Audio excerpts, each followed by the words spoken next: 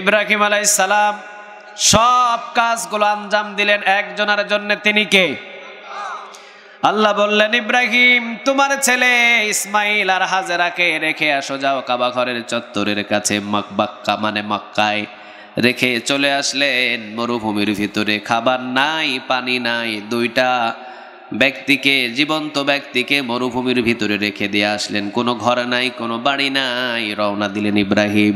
পিছন থেকে হাজেরা ডাক দিয়ে বলে, ইব্রাহিম কি ব্যাপার? আমি ইসমাইল আর আমি হাজেরা, মা এবং ছেলে দুইজনকে এই মরুভূমির ভিতরে রেখে যেতেছ। কেউ নাই আমাদের ডানে, কেউ নাই আমাদের বামে, এই মরুভূমিতে কেউ নাই, কাকে আমাদের সঙ্গী করে দিয়েছ? ইব্রাহিম আলাইহিস সালাম শাহাদাত আঙ্গুল তুলে বলে দিলেন, আমার বিবি, আমি আমার ইচ্ছায় রাখি নাই, একজনাকে খুশি করার জন্য রেখেছি। তিনি কে?